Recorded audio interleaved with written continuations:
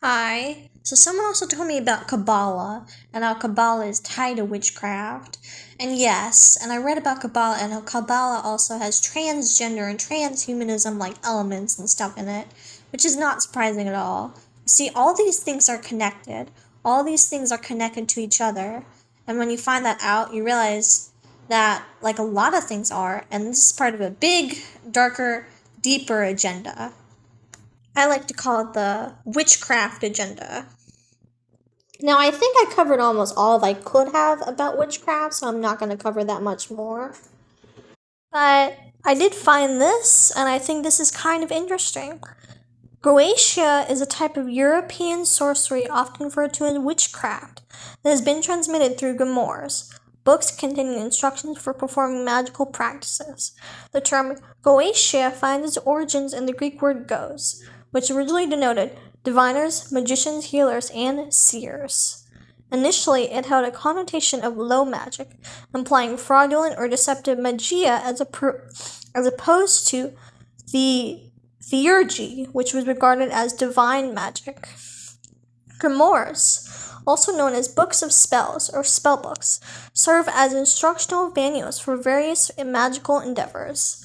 They cover crafting magical objects, casting spells, performing divination, and summoning supernatural entities such as angels, spirits, deities, and demons. Although the term grimoire originates from Europe, similar magical texts have been found in diverse cultures across the world.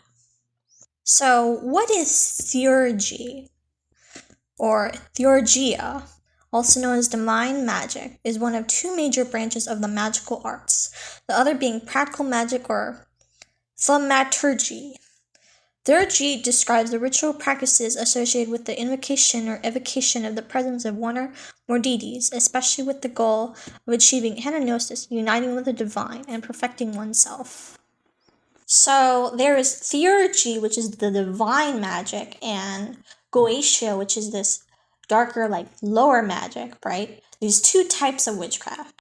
Henosis, which is uniting with the divine. And that also reminds me of that drawing down the moon ritual in Wicca. Drawing down the moon is a central ritual in many commentary Wiccan traditions. During the ritual, a coven's high priestess enters a trance and requests that the goddess or triple goddess, symbolized by the moon, enter her body and speak through her.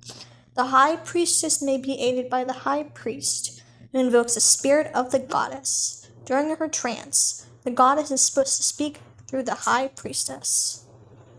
Right, but it's all about this thing with uniting with the divine and being like the divine and like having the divine, that this god or this goddess like possess them. And like possession is this huge part of their religion and what they believe and all of that and unification. And it's very, very creepy. Now, what is magic? Magic is an ancient practice rooted in rituals, spiritual divinations, and our cultural lineage, with the intention to invoke, manipulate, or otherwise manifest supernatural forces, beings, or entities in the natural world. It is a categorical, yet often ambiguous term which has been used to refer to a wide variety of beliefs and practices, frequently considered separate from both religion and science. Right? And witches believe that they can practice magic by doing all these spells and these divinations and these sorceries and these book of shadows and these book of spells and all of this. And they say that magic is everywhere and magic can be found in like many places. But really, in my opinion, all magic is witchcraft. And what does the scripture say about witchcraft? It says that witchcraft is as the sin of rebellion. And so it says that witchcraft is a sin. So why is this magic and witchcraft stuff everywhere? Because the world loves sin. And you'll notice that it's in all the popular movies and all the TV shows, and they all have themes of magic and themes of witchcraft and themes of like supernatural forces, and like this is all conditioning, this is all like brainwashing. And I realized on a greater note that all fantasy is brainwashing.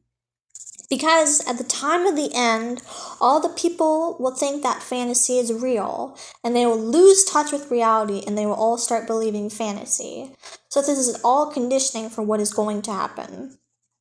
There will be a great, great deception that's coming soon. And most people will fall for it because they're programmed to believe it. And why do they fall for it most of all? Because they love lies.